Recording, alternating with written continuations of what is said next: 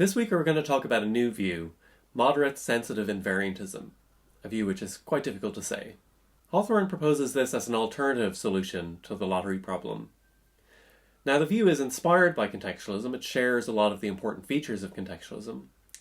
Importantly, it also thinks that factors like salience and stakes are relevant to the truth of knowledge claims. So it thinks that these non-epistemic features, non-epistemic because they're not determined just by your evidence, but they're determined by other features of your situation.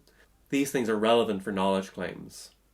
However, as we'll see, the moderate invariantist thinks that these features, salience and stakes, are incorporated into knowledge in a very different way to how the contextualists thought they were. This difference will end up being very important because moderate sensitive invariantists think that their account gives a better explanation of the theoretical importance of knowledge. So we already started to see last week that there are various reasons you might think that knowledge is an important concept for us. It's an important property. It has close ties to what we assert or what we can assert. It has close ties to what we can reason with. And Hawthorne's worry about contextualism is that it's not as obvious to see how that explanation should go if we're contextualists about knowledge. Moderate sensitive invariantism is Hawthorne's way of trying to reconcile the idea that salience and stakes are relevant for knowledge with the idea that we also want to respect the theoretical role of knowledge. As we'll see, the difference between these two views is quite subtle, and it's going to take some thinking about to really see what the difference between contextualism and moderate sensitive invariantism is. However, at a very brief pass, and sort of taking a very big picture view of things, we can kind of describe it like this. Contextualism made knowledge claims partly dependent on the stakes and salience of the ascriber.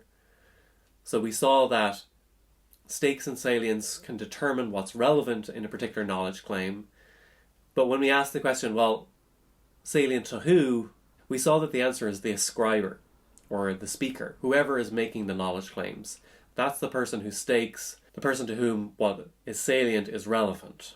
Moderate sensitive invariantism says that while these things are relevant, it's not the ascriber that we look to. In fact, it's the subject of the knowledge claim. So when we make a claim that somebody knows, or some proposition P, the stakes and salience that are relevant is not those of the ascriber, the person doing the talking, but rather the person that they're talking about, whoever the knowledge claim is about. So that, at a very high level, is sort of the difference between contextualism and moderate sensitive invariantism. As we'll see, there are some subtle issues in the paucity of language that we'll have to get clear on to help us see the difference even better. So this time we're going to do three things. Firstly, we're going to recap some of the problems for contextualism that we saw last week. We're not going to go into quite the same level of detail as we did last time. Rather, what I want to do is just sort of zoom out and get a sense of why these problems might be seen to be sort of pressing, why the contextualist should be worried about them. Once we do that, we're then going to start thinking about this new view, moderate sensitive invariantism. We're going to spend quite a lot of time trying to get clear on what the difference between it and contextualism is. And once we do that, we can then see how it's supposed to solve these problems that we mentioned in the first video. Finally, then, we're going to finish by looking at some possible problems and some genuine problems for the new view. And we're going to ask ourselves, how well in the end does this really do as compared to contextualism?